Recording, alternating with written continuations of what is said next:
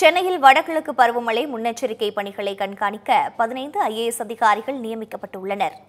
வருகிற 15ஆம் தேதிக்கு பிறகு எப்போது வேண்டுமானாலும் வடகிழக்கு பருவமழை தொடங்கும்.